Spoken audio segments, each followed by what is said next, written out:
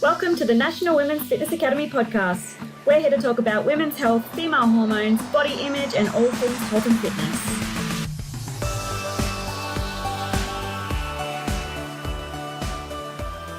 Welcome back, everyone, to the Women's Fitness Academy podcast. I am one of your hosts, Elin. I'm a female empowerment coach, and I specialize, as you probably know by now, in binge eating, body acceptance, and confidence. And today I'm here with a guest that I recently connected with through Instagram. She is a women's health coach, and she works both online and in a gym, and she has a very, very interesting story that I think a lot of you are going to be able to relate to and learn loads about. So Tayah, welcome to the podcast. Hi guys, thank you so much for having me on. I'm so excited for today's chat. Yeah, of course. I'm super excited to have you on as well. And before we even started, I was like, oh my God, you have a microphone that you're so professional, because most people don't. But yeah, she has her own podcast as well. So we will obviously tag that in the show notes too. So if you want more of her, you can go there and listen. Yeah, that would be great. Awesome. Thank you. Well, thank you so much again for coming on. But obviously I've had a little stalk on your page. I know a lot of stuff about you. I'm excited to learn even more. But for the listeners who don't know who you are, can you give yourself a little introduction? Yeah, of course. So my name is Tayah Pickavance. I am a women's health coach, as she mentioned, and I do work in the gym, at the PT Center, and online. So my business name is Train with Tayah. Previously, I have been a bodybuilder, and I have had my own issues with women's health or my menstrual cycle, which I think is what we're going to dive into today. And yeah, now I'm in a position where I get to help women with their confidence, with their cycles and recovery. And I just love it. I love helping women become their most confident, healthiest self. So yeah, amazing. Yeah, and I think it's something that, like, I still feel, funny enough, I am on my period now. Yeah. And it's like timing is great. Yeah, and it's just like, it's this weird thing. Like, I'm 31 years old and I was still like in the gym today. I was like, oh, I need to like change my tampon. And I still felt like I wanted to hide it. I was like, what are you doing? Like, it's a natural thing. It's as natural as blowing your nose. Like, it's something that everyone or most people go through. It's just, I hate that it's so taboo and that you have to like whisper and say, oh, I'm on my period. Like, don't tell anyone. It's embarrassing. Like, it shouldn't be. Oh, it makes me so mad. Like, I got mad at myself. I was like, Ellen, what are you doing? Like, leave your tampon around. It's be like, I'm going to the toilet to change this. Yeah, it definitely has been such like a taboo topic, but I do think we are talking about it a lot more now. And I do have comments from people that recently we just did a seminar with the coaches at the PT seminar. And someone said to me afterwards, like, it's so amazing that you can openly speak about all of this stuff now that is such a taboo topic. And I was like, absolutely. I want more women to know the ins and outs of everything and get the facts really so they can make educated decisions on their own health. Yeah. Oh, 100%. And even this, I was thinking back to it, like before we started, I was like, God, did I learn anything about this in school? And like, obviously I'm from Sweden, and in Sweden, I remember like it was divided into two groups. So it's like the boys went off and I have no idea what they did. And then there was like the girls, and it was like the pamphlets of like, this is a tampon, this is a pad, and this is how you use it. And then it was like, off you go, like nothing about like what's going on in your hormones, what's going on in your cycle. Like, what I know now about like how you get tired, emotional, all this stuff, that's the stuff that I've learned as an adult. Well, I don't think they split us up when I was in high school. So you were with the boys. So it was always like giggles and awkwardness. And all I remember is like the banana and putting the condom on the banana and like things like that. You didn't do that. Yeah. So I can't remember much about learning all of that in school, just that it was extremely awkward. Like, again, that whole taboo thing, you didn't want to talk about it. Yeah, for sure. And like, I remember like having my period in high school. It was like, you know, I used to like take the tampon and like slid it up in my sleeve in my arm and then like walk to the toilet. I feel like I was one of the last out of my friends to get my period as well. Like I think I was probably like late 13, about to get 14, like turn 14. Yeah. And I just remember so bad, like wanting my period, because I was like, it doesn't really feel like I'm a woman until I've gotten my period yet. And then as soon as I got it, it was kind of just like, oh, I don't really want this anymore. Like this is just an inconvenience. And now I'm like, no, she needs to come every month. Yeah, 100%, 100%. Well, so let's dive into the period chat. Can you tell us talk a little bit about like what is actually going on in your cycle, like the different phases, and like what does a healthy cycle look like? Yeah, of course. So basically the different phases of your cycle, I like to split them up into 4. So you've got your menstruation, which is your bleed, and that's always day 1. So your normal flow. I think some people think it starts at the end of their period, but as soon as you get that bleed, that's the first day of your cycle. And generally hormones are quite low around this time. Like it's the shedding of your uterine lining from the cycle before.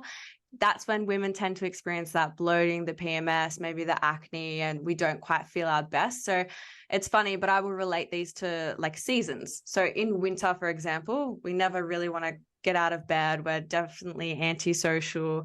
We just kind of want to eat chocolate, whatever, stay inside. I kind of relate this to that phase of our cycle. So inner winter is like that menstruation. After that, we start to see some hormones surging. So obviously we've got our follicle stimulating hormone that's activating where it's increasing. And then one of those follicles is going to become dominant, which is surging that estrogen. And when that estrogen gets to its peak, where they're going to have a luteinizing hormone surge. So if you were to look at all these hormones that are happening, you will see up and downs the whole time. Once that luteinizing hormone is spiked, that's when we have ovulation. And I think one thing I would have learned in school, or you would have been taught in school, is that you can pretty much get pregnant 24/7 or 365 days of the year, right? Yeah. And it's just not the case for women. Like we can literally get pregnant 5 to 6 days out of the month. And that's because we have ovulation. And then the 5 days prior to that, because sperm can actually stay alive inside of us for 5 days. So the first time I found that out, I was literally mind blown. I could not believe it because I went on the pill as well. And I just thought, why are women taking the pill when we aren't actually able to get pregnant 24/7? But blew my mind, that one. So after ovulation has happened, you will notice some changes within your body as well when you come into that fertile window. So for example, egg white cervical mucus, you'll start to notice it's a bit like there may be more. It's that egg white consistency, quite sticky. And the reason that it is I guess we do have those changes is because it's actually our body's way of priming the environment to get pregnant, because obviously being a woman, they want us to reproduce. That's kind of our sole purpose. So our body does these incredible things of priming that environment, because after we've ovulated, it changes again. And we can start to see that it gets a little bit thicker, and that's preventing from bacteria getting inside the uterus. So it's very cool. I just find this so interesting about the female body. Obviously in that first phase, so that after you've bled, we enter the follicular phase and then ovulation. So that phase, we generally feel our best. We are generally feeling like that inner spring I kind of related to. We want to get in our bikinis and starting feeling ourselves. We're confident. So generally we feel the best here. And with training as well, it's probably where you're going to be hitting most of your PBs, or where you're going to be feeling the strongest. But after that, we enter into our luteal phase. So after ovulation, and a way to see that if you have ovulated, and I do this with a lot of my clients, is I get them to track their basal body temperature.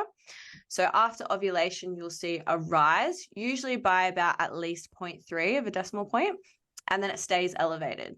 So I can definitely tell when I've ovulated, like I'll sweat more at the gym, I'll feel hotter, and that sort of carries on. But if it stayed elevated for 3 days, that's a really good indication that you have ovulated. So in this luteal phase, once we get closer to our cycle, we start to feel all of those symptoms of potentially fatigue, our strength is lowering, maybe you're starting to get the acne, but it's kind of, I'll relate it to that inner autumn. So we're starting to slow down, yeah? And then everything kind of starts again, and we're going back into our bleed. So you can tell that once you understand the reasoning behind all these hormones that are happening, which progesterone is the main hormone in the second one, second phase, sorry. That's, you can tell why we feel differently in all different phases of our cycle. And it's not just like flatlined, but Yeah. Hopefully that was a brief sort of rundown that we can go through and you can understand all that. Yeah, no, I thought that was such a good explanation of it with the seasons, because it's It so relates so true. well. Yeah, I'm like, oh my God, yes, because I know all this stuff, but I always like struggle Yeah. to remember like everything that happens. And I'm like, oh Yeah. my God, yes. Like if I just think of winter, it's like, yes, this will Yeah. happen. And then spring, this will like you're getting ready. And then summer is like, yeah, like all the time. Yeah. And then autumn is Exactly. like, oh no. Like, again, Yeah. Yeah.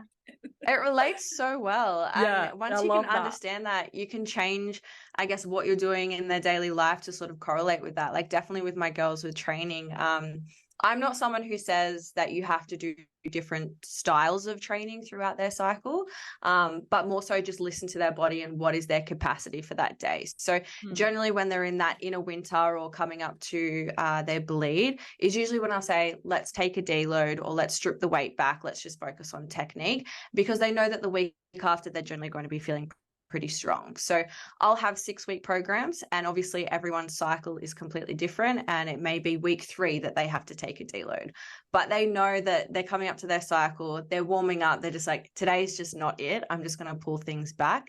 They don't have to do HIIT 1 week, yoga the week after, strength training then. It's not really the type of style of training that I enjoy, and I like to follow a program, and that's generally how my clients like it as well. So yeah, I love that so much, because I've spoken to other people before where they say that they're like, oh, don't train at all, or like just do yoga, or just go for walks. And I mean, if that works for you, cool, but I'm the same. Like I like to have my structure, I like to have my routine, and like I said today, I'm on like day 2, I think, or day 2 on my cycle, and like I just came from a CrossFit workout, and I just like, you can still train, you can still go to CrossFit, absolutely, weightlifting or whatever it is. It's just like you said, you just pull back a bit, like, and it all comes down to just listen to your body, because it will tell you what it needs. Yeah, exactly right. And that's why I always say, like, warm up, see how it feels for you on the day. And everyone is completely different. So people who experience the PMS or the fatigue or anything, it could be a lot more, like the intensity of it could be a lot more than someone else. So it's so individual for people. Yeah. Oh, 100%. I was talking to someone who competed in CrossFit, and she hit like a PB when she was on like day 3 of her period. So like, see, sometimes it's sometimes it's the mindset going into it. And I do say that, like, don't already decide going into it that you're just going to have a crappy session, because that, if you have already decided that, of course you're going to be. Of course. 100%. Oh, that's so interesting. I love that. And like I said, really, really good explanation. It makes it really like easy to visualize for me. But so with like all the different areas of health and fitness, and you know, everything that you can specialize in with training and nutrition, like, why did you choose hormones? Were you just interested, or did you go through like struggle with your period or anything like that? Absolutely. So I've probably struggled. I've lost my period twice. So I had hypothalamic amenorrhea. The first time it happened when I was coming off of the pill. So I was on the pill for probably 10 years or so. And just because that's what we did kind of at that age, we were just told just to go on the pill. And then once I started learning more about health and fitness, I was still maybe only like a couple of years into the industry. I was bodybuilding at the time. I just decided, you know what, I've been on the pill for 10 years, and I recognized that being on the pill, I hadn't actually ovulated in that time. So I was like, I'm just going to see what my body does when I come off of it, and just if I could get a normal cycle back. And I definitely didn't think that I wasn't going to not have a period for 12 months. So that, it was a long time. I did know, and I did expect to potentially not have it for 3 months, because I know that changes in the cycle, it can take 3 months to come back. But it was 12 months for me, and it was quite a stressful time, because I didn't know a whole lot. I just knew that, okay, I've been on the pill. Understanding the pill, it's like supplementing your body with hormones. You don't actually ovulate when you're on the pill. And that was all I really knew. I just thought, okay, I'll stop it and I'll get my period back. But it didn't happen like that. I was not I wasn't in a prep phase or anything at this time. And I was about to go overseas. So I remember thinking, oh, it'll just come back when I'm overseas. Like, that'll be the timing. Then I got about 6 months in and just nothing was happening. I actually went to multiple doctors, and I just felt I felt really unsupported, purely because everyone just kept telling me that there was nothing wrong with me, yet I still hadn't had a period for about 6 to 9 months at this stage. And they just kept telling me, like, just go back on the pill if you're worried about it, and worry about it when I want to have kids. Yeah. Oh my So, yeah. So it was really, I guess, like, isolating. And I guess at this time as well, this would have been in 2019, it definitely wasn't spoken about as much back then. So there wasn't a lot of content to see on Instagram or anything like that. Someone who I followed was Lara Bryden, and she had a few podcasts, and I was following hers and reading her books and everything like that.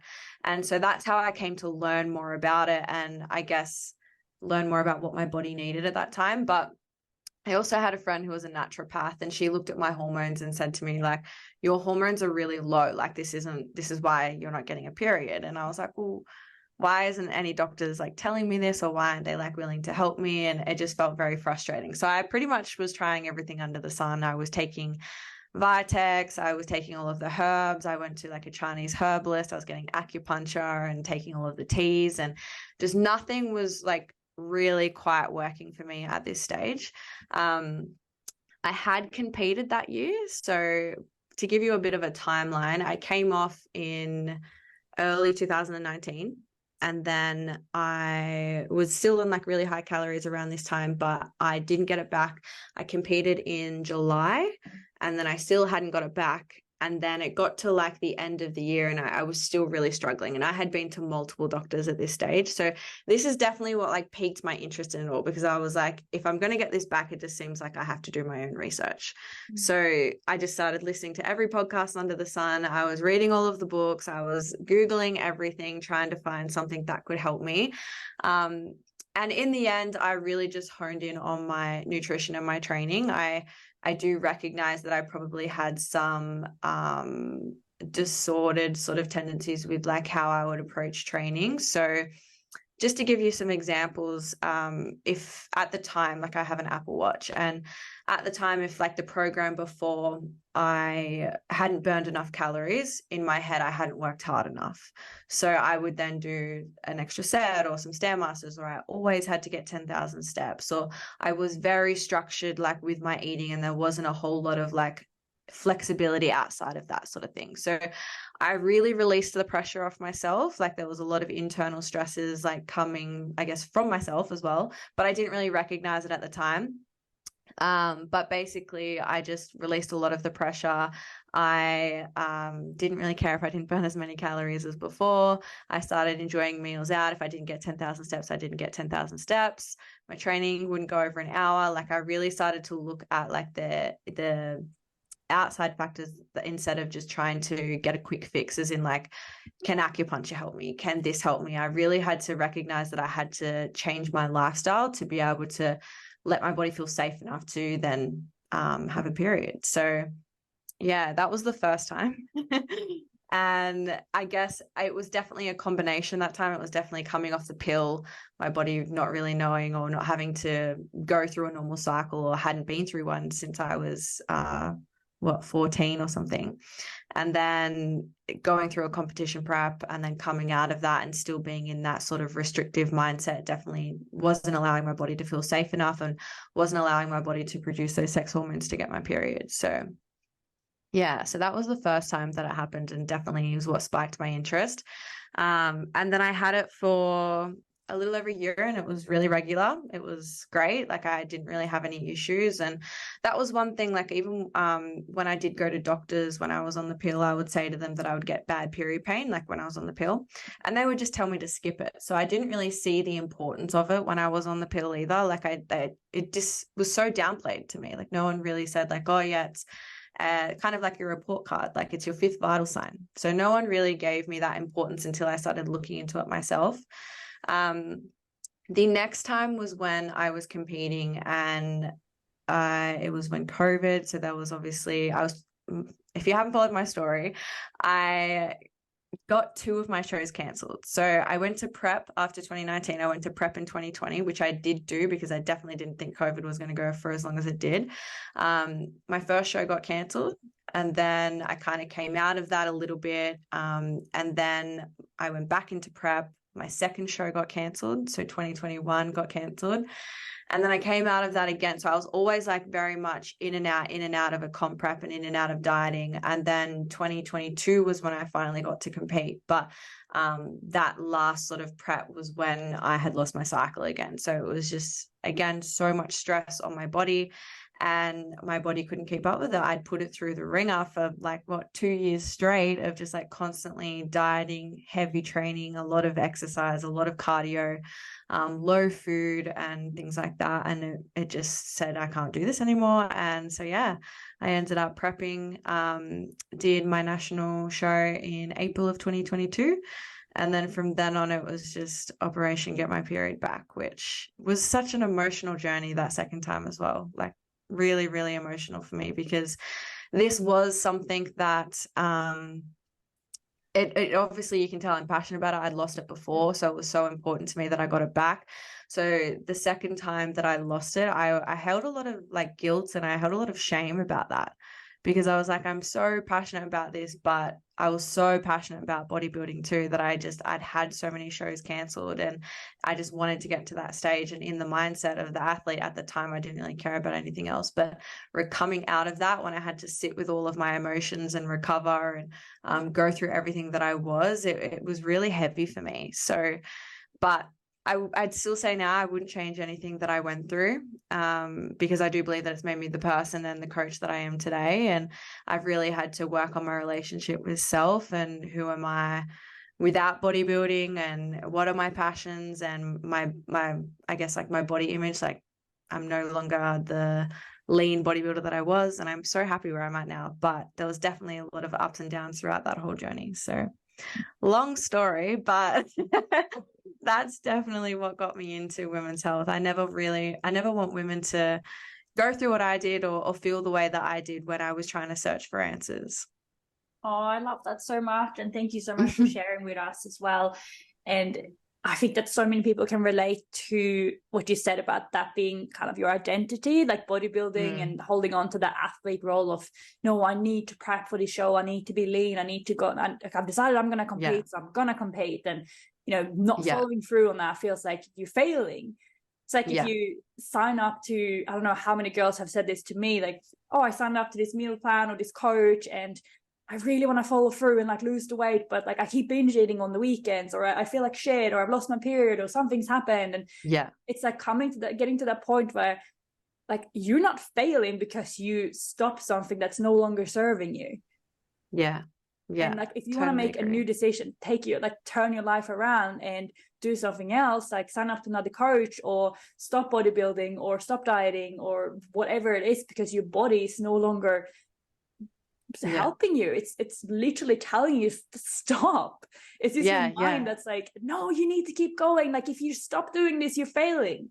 Yeah, absolutely. I just think that like your body does try to, like, it'll send you whispers, it'll start telling you things, and if you don't listen, they just start yelling at you, and it gets louder until now you're like, oh my God, now I've lost it and I have to do all this work to get it back. And it does take a long time. Like I think probably a lot of competitors, I mean, there is some girls who are lucky and they get it back a lot sooner, but even the second time, it still took me around 300 days. Like I was 300 days without a period. So that was including like some of that was prep. But some people don't get it back as quick. So I think it's really important for girls to understand that the bodybuilding is extreme, and to understand what you are putting your body through and how much you do have to look after it, because there are so many risks for not having a period as well. Like there's like osteoporosis, like brittle bones. My hair was like falling out. My skin was dry. I didn't have any libido, so I wasn't happy for my partner to be around. Like poor him. Get off me. Literally. Like I wasn't really living life. Like I was just like, it's crazy. And I feel like no one really understands what it feels like until you're going through it. And it is a really hard thing to go through, because even though you feel like you're doing all of the things, eating enough food, reducing your stress, like obviously we have stresses in our life from so many different avenues, more than just food and training.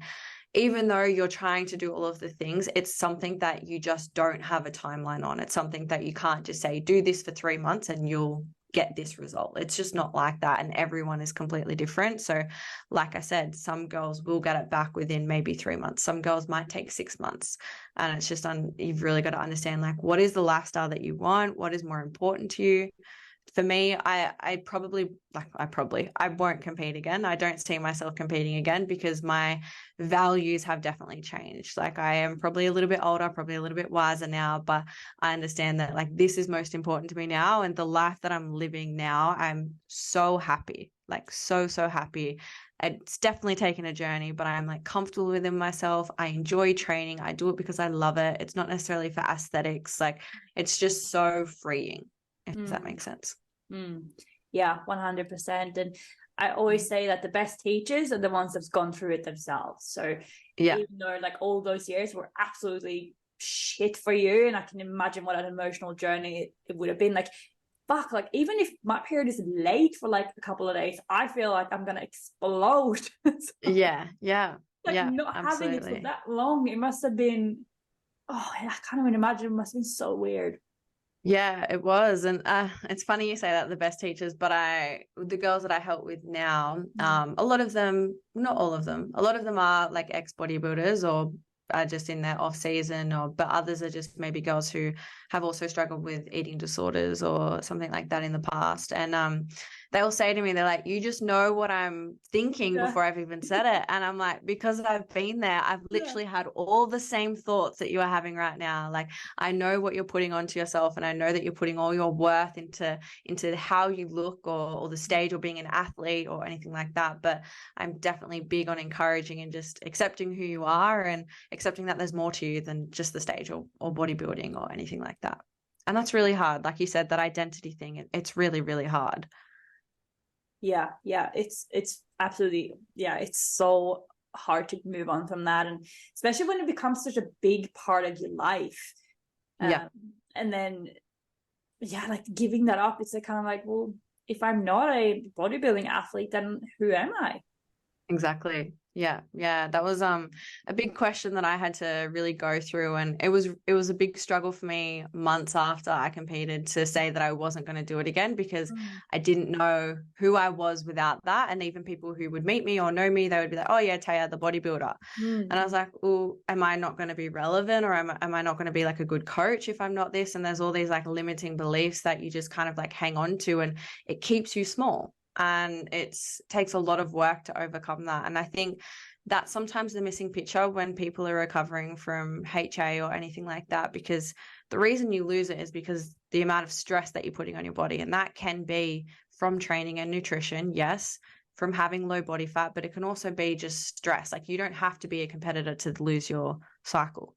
You can still be at a normal, healthy body weight and still not have a cycle. If your body feels under stress, it feels like it's in that fight or flight mode. It's not going to prioritize producing those hormones. So you're not going to get a period. So like I said, some people get really frustrated with, but I'm eating all of the food and I'm keeping my training intensity down, or some people don't even train at all, but they're still not getting a period. And it's like, well, you're also missing the psychological stress or what's going on inside of you. Like, how are you dealing with life at the moment? And I think it's definitely something that's sometimes forgotten about, because you can obviously look at bloods, and I do that with clients as well. Like, look at their blood work and see, are there nutrient deficiencies? What do we need to work on? Are there gut health issues too? So that you've definitely got to consider that and look at that and address those. But the mindset is definitely massive, because if you have someone who's still struggling with their relationship with food or still struggling with their relationship with self and their body, it's going to be really, really hard for them to make progress. Yeah, for sure. And I love that you touched on that as well, because I think that it's a big misconception out there that, oh, you're underweight, so you just need to eat more fruit and then you'll get your period back. And that there are so many other factors that go into it as well. And like stress, like not sleeping enough, being stressed at work, stressed in relationships, stressed about money, whatever it is. It impacts us so goddamn much. And like, if you're listening to this and you're like, you've lost your period, maybe that if you've lost your period, you probably also have like gut issues. Like, you might be bloated, you might be constipated, diarrhea, like something like that, because everything is connected. And if you're stressed and, like you said, in that fight or flight mode, your body is not going to prioritize these non-essential things. Yeah, exactly. I remember waking up I would wake up multiple times per night because I was so stressed. And that's definitely a common sign if you are waking up constantly just out of nowhere, like maybe your cortisol levels are a little bit high. But also the gut health stuff. So I remember I woke up one day and I was so bloated, like it was crazy. I took a photo and I was like, I haven't even eaten anything. But because I've been in a bodybuilding competition prep with low variety of food as well, anything that I was putting into my body or any stress that my body was just reacting and causing so much inflammation with my body as well. And I think my girls notice that in recovery too. Like it's hard to look at your body because you are inflamed. Like you hang on to water, your gut just doesn't look normal. And going through gaining body weight and then dealing with inflammation, it's honestly a mind fuck. Like going from that lean to that, and it's so hard. Gotcha. Like 100%. Like when I did one show like 10 years ago or something, like ages ago. Yeah. And I remember I put on the weight so quickly. Well, I was struggling with binge eating at the time. So obviously I was going to gain weight like crazy. And I remember just hating myself and just feeling like the biggest failure because I was in the mindset of, oh, well, I'm going to be that person who comes off stage and I'm going to look like this all year round. And like everyone else is a failure because I'd obviously seen like, you know, bodybuilding competitors gaining weight after, which is normal, by the way, you need to. Yes. But because I was in such an unhealthy mindset, I was just gaining weight like crazy and felt even shittier about myself. And like you said, I couldn't even look at myself. I hated how I looked. My body was so inflamed. That just made me binge even more. And that's how I got so stuck in that cycle. Yeah, and that's it. You get stuck in a cycle because you're just constantly telling yourself you're not good enough, you're not this. So it doesn't ever make you want to show up. It doesn't ever want to make you do the things that are going to better your health because you're just like, why bother? I definitely believe that we have these limiting beliefs or these beliefs about ourselves, and then that determines our self-talk. Our self-talk determines our emotions determine our behavior, and our behavior determines our outcome. So those self-beliefs are so hard to change, but we can start at the self-talk. So I'm a big journaler. Like I kid you not, I still now, but through my recovery, that journal did not leave my side. It was whenever I needed just like a little bit of clarity or self-regulation, that was my go-to because I needed to be able to make sense of my thoughts. I needed to be able to write it down in a space that like wasn't judgmental for me, and I could change my thoughts that were coming up because it wasn't a lot of people that understood, or like you said, when you felt like you were a failure, you didn't want to reach out to your fellow competitors because it was like, well, they're not going through what I go through. They're not going to understand, or I'm not good enough. And you're always comparing yourself. So so true. And then you just make yourself feel even more lonely because you're like, no one's gonna understand me. You don't want to talk to anyone about it because you don't want to be the weird broken one that has failed. But in reality, like 99% of people are going through the same stuff, having the same thoughts. And everything really is about how you speak to yourself. It's like, you know, people always think that this diet is going to change how I look at myself, or this like getting to this weight or starting at this gym. But it is all about how you talk to yourself. And then once you change your self-talk, your body will change as well. Yeah. Because it's going to reflect how you speak to yourself. Yeah, absolutely. I totally agree. I always say that I was my leanest and I was the most self-critical of myself ever. Yeah. I'm probably... And like being at my heaviest, I was probably the kindest to myself that I've ever been because I had to go through all of that work. And now I'm so happy with where I'm at because I've just truly accepted. And I can honestly say I don't have like the bad body image days or the self-criticism that I used to. And that definitely doesn't come from overnight. Like it doesn't just like you wake up one day and be like, oh, I'm so happy with myself. It's just the constant repetition of showing up, stopping those horrible thoughts that you're saying to yourself and then actively changing them and remembering that you are so much more than your body. It's the least interesting part about you. Oh my God. I remember I posted that exact quote on Instagram and some guy reached out to me and he's like, what do you mean? Like my body is like so interesting and it's so fit. And I'm like, honey, if you think that's the most interesting thing about you, then you need to go back to school or you need to like work on yourself, like see the world. Like, wow, you're not just your body. If you think that, like, that's so sad. And like speaking of that, like it's depending on the people that you're around. So like you putting out the air of like, I'm confident, you're going to attract those people that are like-minded and that like, I guess, value the same things that you do. So I'm a big believer in that, is like the people who matter. What is that quote? It's like the people who matter don't mind, and the people who mind don't matter. Yeah. Like if someone is, if someone's going to judge me for the way that I look, or like not be accepting of me being on a health journey or trying to get my period back, and they want to drop me, they're absolutely not someone I want to be around. No, absolutely not. Absolutely not. Yeah.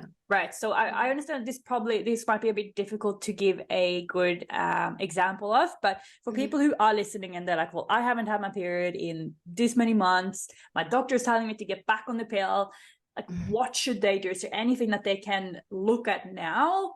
Is there any foods that they should include? Is there like any type of training, supplements? So first thing I say about the pill, because I find it so common that doctors will say, if you're worried about it, just go back on the pill. It really just acts as like a band-aid. So the bleed that you are experiencing on the pill is just a withdrawal bleed. It's not actually going through your cycle, right? So like I said before, it stops you ovulating. So first things first, you need to understand that if you want to get your cycle back, the pill is not going to help that. The bleed is not a real bleed. I would definitely look at getting some blood work done, and then working with either your doctor or a health coach to compare your values to obviously like optimal values. There may be nutrient deficiencies there. You definitely want to be looking at your nutrition and make sure that you're not in a deficit, because if, again, like nutrition or under eating is still a stress on the body, our body doesn't like to be dieting. So we want to make sure that we're giving it all of its nutrients that it needs to feel safe and to be optimizing or prioritizing these hormones. So the other thing is, I know I don't feel like we're on as much anymore, but like the whole low fat phase, but because I guess healthy fats are really important for hormones, especially for women. So making sure that you're eating enough fat. Personally, I like at least 1 gram of fat per kilo of body weight. So making sure that you're eating enough with that. There is so many things that are definitely going to go into it. In regards to training intensity, I would be looking at how much training you're doing, how high the intensity is. Again, it's a stressor on the body. Yes, there's good and bad stresses, but we need to make sure that we're balancing it out. So I still, I'm not someone who says stop training completely, because I think when we do have low hormonal output, strength training helps mitigate the loss of, like, say, estrogen. So it is good for our bones, it is good for our joints, but you want to make sure that you're not potentially doing anything that's high intensity, lots of long running or anything like that, because again, lots of like that high impact, if you do have brittle bones or low hormonal output, which can cause that, you can put yourself at risk of like getting fractures. So definitely consider that and just look at your training. Don't be overtraining. Definitely don't be training 7 days a week. Consider how many steps that you're doing. Prioritize recovery is the biggest thing. So I track my HRV, and so I use like an Aura ring as well. And one of the best things that I ever did for my HRV was include some yoga. And I do the yin yoga, and it's just amazing to connect your body to your breath to your body. And afterwards, every night I would go to sleep, my HRV would go through the roof. So HRV is your heart rate variability, and that's basically if you do have it quite low, it's indicating that you are in that fight or flight mode and you potentially aren't recovering very well. So once we see the higher HRV, it's a good indication that you're recovering. So potentially including some lower impact sort of styles into your training as well. In regards to foods and things like that, like I said, definitely including healthy fats. I would generally obviously steer clear of anything that you are intolerant to. So you don't want to drive up any more inflammation, especially if you've got gut health issues as well. We don't want to drive that stressor up. So it's all about keeping stress really low and keeping, I guess, making your body feel safe. Yeah. So don't eat in calorie deficit at maintenance or above. Reduce your training intensity. Make sure that your fat is high enough. Trying to recall what I just said. Get your blood work done and work with someone who can look at that and compare to optimal values, because you will need to supplement or help your body out there.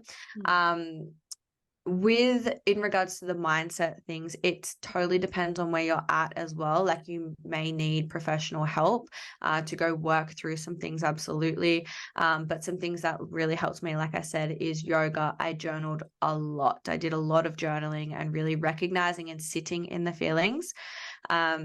because I really believe that if you don't go through the feelings, you are just, again, acting like a band-aid. You're just avoiding it. And that was one thing that I really had to do, was like accept my body for what it was. There was a period of time there where I wasn't happy with it, but I knew that I had to keep on keeping on with everything that I was doing. But I got sick of it at one point. I was so sick of just like not looking at my body, or like just avoiding it, because I was like, one day I'm going to be able to change this. But I really had to expose myself and look at the body that I was in, and I really practiced like affirmations and accepting it, and I stopped avoiding it. And I think that's really important for people as well, because avoidance isn't the answer. Avoidance isn't going to help you to like get through this or anything like that. So accept as you are. It's going to be hard, but you need to put yourself out there. Name it to tame it. I think speaking about it with people is extremely important, because it helps you not feel so alone. There is so many people out here who unfortunately do struggle with this, and who are going to support you through this. And I think speaking about it really does release some of the stress and pressure that we put on ourselves. What else did I have? I have so many tips. So working with someone, super important. Breath work and meditation, obviously that is going to help bring your stress levels down. You can follow guided meditations or anything like that as well. What else do I potentially have? I can't think of anything off the top of my head at the moment. In regards to supplements and things like that, I don't really like to recommend too many, because it's definitely it's definitely very personal. There isn't one thing that's going to work for one person. And if you do have potentially something underlying like PCOS or endometriosis or something like that, then it's going to be different for every single person. But as a basis or as a whole, those things that I have mentioned are going to make dramatic effects on all of that. And your stress levels and your relationship with self is going to be something that really needs to be worked on, because it has happened for a reason. Like, why have you lost your period? Was it because you had a bad relationship with food? Maybe you're overtraining. There is things underlying that you're going to have to work through to be able to change it, because if we always do what we've always done, we'll always get what we've always gotten. So something has to change there. It can't just be take this supplement, you'll get your period back. Because I also say as well, after you've recovered and after you get your period back, it's not a green light to then go and lose weight, because you're just then putting yourself back into what it is that you've always done. So yeah, I'm a big believer on that. We've got to do the work internally. Yes, 100%. And Tayah, you're just an absolute wealth of knowledge. Thank you. So interesting. And I know that listeners are going to get so much out of this. I hope so. But before we go, give yourself a little plug. Where can they find you? Are you taking on clients at the moment? So my name on Instagram is just Tayah Pickavance. My business name is trainwith.tayah as well, so you can find me on there. I currently have a wait list. But of course, reach out, send through an application, and I'd love to chat to you as well. Always here for anyone who is struggling with any of that. Reach out into my DMs. I'm always here to support and chat about these types of things. So amazing. And definitely go check out Tayah's podcast as well. Oh yeah. Learn a little bit more about # health the podcast. Yeah. Go listen to her. Yeah. And guys, as you know, please make sure you do take a screenshot of the podcast. You tag myself, tag Tayah, tag Women's Fitness Academy. We love to connect with you. And yeah, really, when you do that, it really just brightens up my whole day. I just love seeing who's listening to the podcast and what you thought about it. So please make sure you do that once you've finished listening to this episode. Tayah, again, thank you so much for coming on.